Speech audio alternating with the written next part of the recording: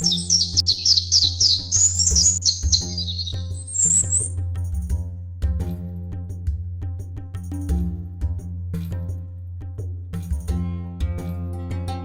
में हर तरफ सूखे की मार पड़ी हुई है। चारों ओर अकाल जैसी स्थिति बन चुकी है। खेत बंजर पड़े हैं और लोगों को पीने के पानी के लिए भी काफी संघर्ष करना पड़ रहा है। ऐसे हालात में मुझे लगता है कि अब इस गांव में ज्यादा दिन रुकना ठीक नहीं होगा। काम की तलाश में मुझे बाहर जाना ही पड़ेगा। मोहन काम की तलाश में पास के इलाके की ओर निकल पड़ता है। चलते चलते वह सुखपुर नाम के गांव में पहुंच जाता है। वहां न तो उसके रहने का कोई ठिकाना था और न ही कोई काम। घूमते घूमते वह गांव के एक अमीर पशुपालक रामदास साहू के घर के पास पहुंच जाता है। मोहन हाथ जोड़कर कहता है, साहू जी, मैं मोहन हूँ, दूसरे गांव से आया हूँ। हमारे गांव में भयंकर सूखा पड़ गया है। खेत सूख चुके हैं और लोगों के पास खाने को भी कुछ नहीं है। अगर आप मुझे कोई काम दे दें तो बहुत बड़ी कृपा होगी साहू जी। रामदास साहू उसे ऊपर से नीचे तक देखते हुए कहते हैं, लगता है हालत बहुत खराब है तुम्हारी। मेरे पास एक काम तो है, लेकिन पता नहीं तुम कर पाओगे या नहीं। आप चिंता मत कीजिए, आप कोई भी काम दीजिए, मैं पूरी मेहनत और ईमानदारी से करूंगा। ठीक है, ध्यान से सुनो। मेरे पास 40 गाय और 40 भैंसें हैं। रोज उनका गोबर साफ करना होगा, सुबह शाम चारा और पानी देना होगा। महीने के आखिर में तुम्हें 250 रुपए मिलेंगे और 2 वक्त का खाना भी मेरी तरफ से होगा। बताओ, मंजूर है? जी साहू जी, मैं यह काम कर लूंगा। बस एक बात पूछनी थी, क्या मैं गौशाला में ही रह सकता हूँ? मैं इस गांव में नया हूँ, रहने की कोई जगह नहीं है। मोहन धन्यवाद देता है और वहीं से उसका नया जीवन शुरू हो जाता है।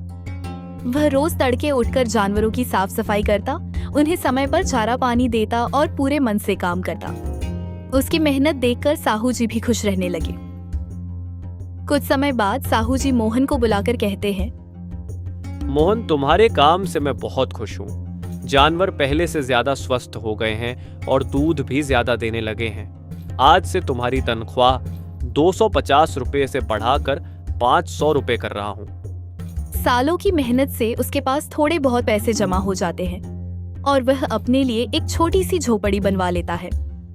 एक दिन मोहन साहू जी से अपनी चिंता बताता है, आजकल गांव में चोरी बहुत बढ़ गई है। मेरे पास कुछ पैसे जमा हैं, लेकिन दिन में घर खाली रहता है। डर लगता है कहीं चोरी न हो जाए। साहू जी सोचकर कहते हैं, ऐसे समय में गांव में एक ही जगह है जहां पैसा सुरक्षित रह सकता है, गांव के मुखिया का घर। लोग कहते हैं वो बहुत ईमानदार हैं और उनके घर पर पहरा भी रहता है। मोहन उसी दिन गांव के मुखिया हरिप्रसाद के पास जाता है। कुछ साल बाद जब मोहन अपने पैसे वापस लेने जाता है तो मुखिया पहचानने से इनकार कर देता है और कागजात का बहाना बनाकर उल्टा मोहन पर ही आरोप लगा देता है। बात इतनी बिगड़ जाती है कि मोहन के साथ मारपीट तक कर दी जाती है। मोहन घायल हालत में घर लौट आता है। 2 दिन तक काम पर नहीं जा पाता। तब रामदास साहू खुद उससे मिलने आते हैं। पूरी बात सुनकर साहू जी कहते हैं, मोहन, चिंता मत करो, मेरे पास एक तरकीब है जिससे तुम्हारे पैसे वापस मिल जाएंगे। अगले दिन साहू जी एक बड़ा सूटकेस लेकर मुखिया के घर पहुंचते हैं और कहते हैं कि वे कुछ समय के लिए बड़ी रकम सुरक्षित रखना चाहते हैं। लालच में आकर मुखिया तुरंत तैयार हो जाता है। उसी दौरान मोहन वहां पहुंचता है।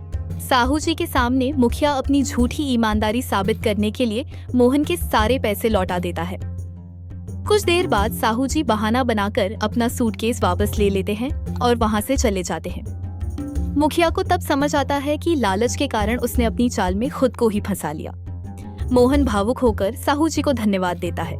साहू जी मुस्कुराकर कहते हैं, जो इंसान मेहनत और ईमानदारी से कमाता है, भगवान उसका कभी बुरा नहीं होने देते, और जो गलत रास्ते से कमाता है उसका अंत हमेशा बुरा होता है।